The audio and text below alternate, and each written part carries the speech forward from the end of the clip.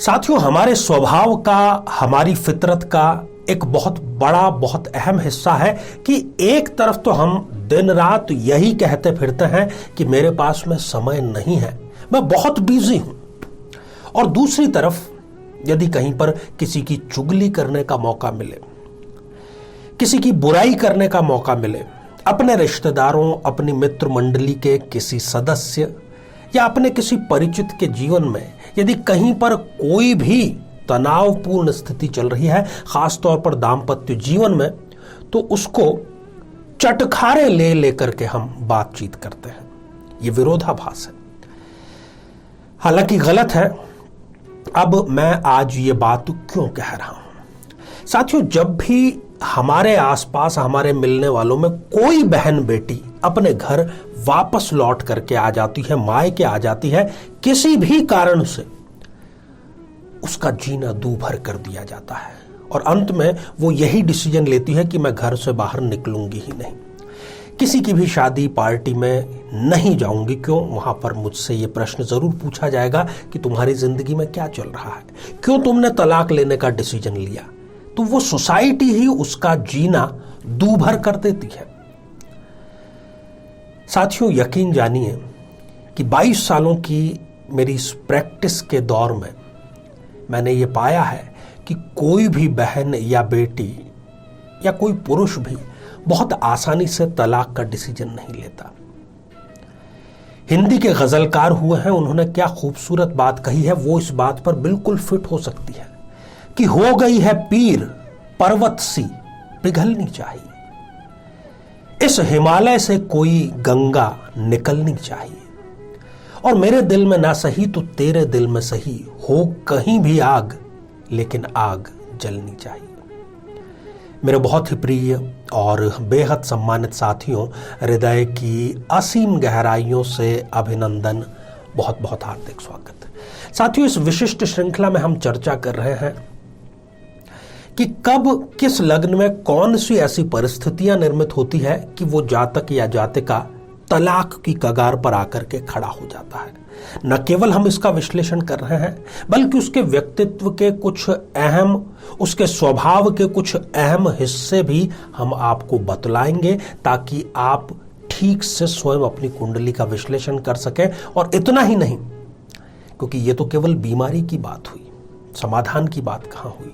सरलतम समाधान आपको बतलाया जाएगा जो कि गारंटेड है कि आपकी तलाक की कार्यवाही को रोक करके आपके दाम्पत्य जीवन की बुलेट ट्रेन को सरपट दौड़ाएगा। तो साथियों, बिना किसी देरी किए हम कन्या लग्न की जन्म पत्रिका पर दृष्टिपात करते हैं। और इससे पहले एक सूचना आपको देते चलें कि हम हमारे प्रत्येक एपिसोड के अंत में किसी न किसी जातक के प्रश्न का उत्तर देते हैं, और ये जो प्रश्न है ये हमें प्राप्त होते हैं आप लोगों के ही द्वारा YouTube कमेंट के माध्यम से। तो साथियों, जब भी आप अपना कमेंट लिखें, उससे ठीक पहले आपको लिखना है #आचार्य चंद्रकांत, और इसी एपिसोड से संबंधित जो प्रश्न आपसे पूछा जाएगा इसी एपिसोड के अंत में, उसका सही उत्तर साथ में लिखा होना बेहद जरूरी है।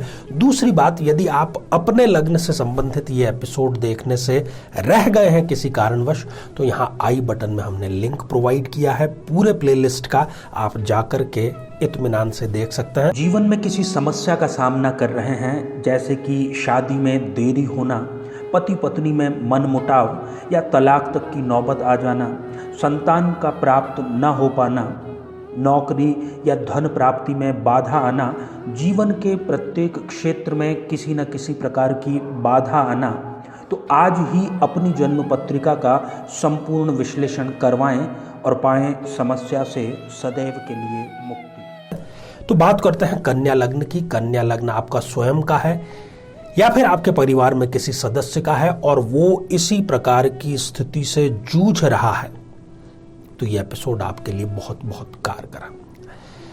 जिस सिद्धांत की हम बात कर रहे हैं वो ये है आज के लिए कि षष्ठेश और सप्तमेश का स्थान परिवर्तन योग।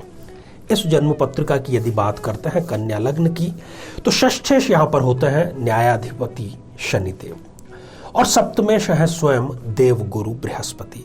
यदि ये दोनों एक दूसरे से स्थान परिवर्तित कर लेते हैं, षष्ठेश शनिदेव यदि यहाँ पर 4th हाउस में जाकर के बैठ जाए या फिर सप्तम भाव में जाकर के बैठ जाए, और साथ ही सप्तमेश गुरुदेव 5th भाव में जाकर के बैठ जाए या फिर 6ठे भाव में जाकर के बैठ जाए, इस स्थिति में जब जब भी इस जातक जातिका को गुरुदेव की दशा अंतरदशा आएगी, शनिदेव की अंतरदशा या दशा महादशा आएगी, इसको तनावपूर्ण दाम्पत्य जीवन का सामना करना पड़ेगा, जो कि आगे चल करके तलाक में परिवर्तित हो सकता है। अब जब भी इस प्रकार का एक्सचेंज कन्या लग्न की जन्म पत्रिका में होता है, ऐसा व्यक्ति युवा अवस्था में कदम रखते ही किसी से आकर्षित हो जाता है और बिना कुंडली मिलाए वो विवाह का डिसीजन लेता है, जो कि उसके लिए गलत साबित हो जाता है। अनावश्यक क्रोध का वो शिकार होता है। कहां पर क्रोध करना चाहिए, कहां नहीं करना चाहिए, उसका विवेक साथ नहीं देता।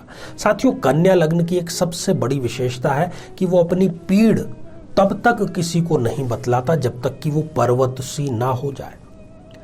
अपनी सहनशीलता के बाहर जब बात जाने लगेगी तभी वो चीखता है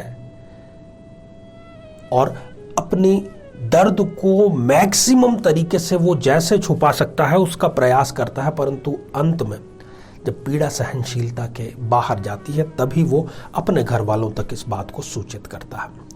यदि इसके करियर की बात करें तो वैसे तो ये टेक्नोलॉजी से संबंधित किसी न किसी फील्ड में कार्यरत होते हैं, परंतु यदि ये सही डिसीजन न लें तो इनको जीवन भर कोई ऐसा कार्य करना पड़ सकता है, अनमने मन से करना पड़ सकता है, जिस कार्य को करने में इनका कोई भी रुझान नहीं होता। यदि इनकी प्रारंभिक शिक्षा, स्कूली शिक्षा की यदि बात करूं तो उसमें भी किसी न किसी प्रकार की रुकावट अवश्य आती है, और यदि ये किसी तरीके से विदेश जाकर के बस जाएं तो इनकी तरक्की को कोई भी रोक नहीं सकता है। एक और बहुत ही रोचक बात इनके लिए कि जैसे ये बाहरी आवरण से दिखाई देते हैं वैसे ये होते नहीं हैं। इनको समझना थोड़ा सा मुश्किल कार्य होता है। इनका माता से बहुत प्रेम, बहुत लगाव होता है, और इसका एक विरोधाभासी बिंदु यही है कि इनको सबसे ज़्यादा टेंशन भी अपनी माता के कारण ही रहती है। जितना मर्जी आप इनको पैसा दे दीजिए, ये उसको खर्च करने में बिल्कुल भी समय नहीं लगाएंगे। ये पैसा इनके लिए सदैव कम ही पड़ेगा।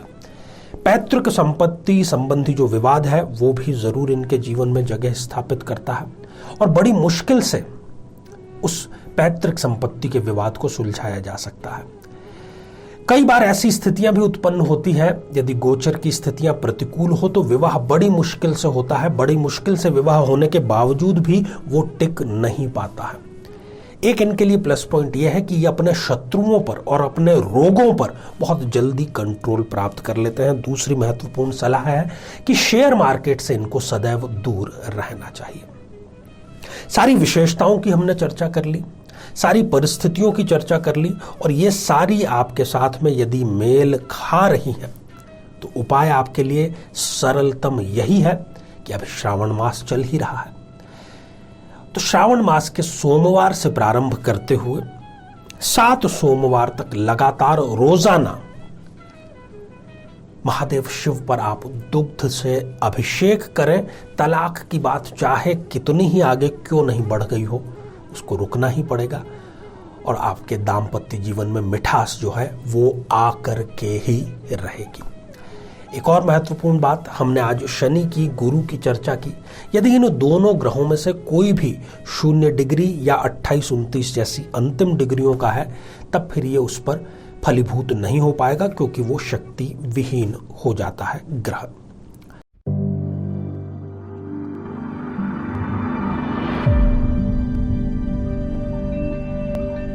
साथियों, आज हमने कमेंट शामिल किया है नम्रता चौहान जी का, जो कि उन्होंने लिखा है जौनपुर उत्तर प्रदेश से, और आपने पूछा है कि विवाह के लिए आपने इतनी कठोर उपाय भी किए, सब तरफ आपने तलाश भी की, परिवार भी आपका परेशान है, परंतु विवाह अभी तक आपका संपन्न नहीं हो पा रहा। देखिए, आपकी जन्म पत्रिका में सप्तमेश है चंद्रमा, और उन पर शनि की दृष्टि है, और इसी कारण से ये देरी हो रही है। ये देरी दिसंबर 2022 तक और भी हो सकती है। श्रेष्ठ वर यदि आपको चाहिए तो महादेव पर शहद से अभिषेक अवश्य करें।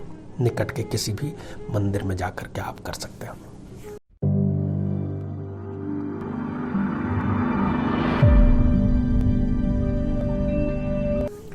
तो साथियों, अब आज का बेहद ही आसान सा प्रश्न। आज हमने इस एपिसोड की शुरुआत में ही हिंदी के महान गजलकार की कुछ पंक्तियां आपको बतलाई। तो उन गजलकार का नाम क्या है? साथियों, आप सभी स्वस्थ, समृद्ध और शांतिपूर्वक जीवन व्यतीत करें। नमस्कार।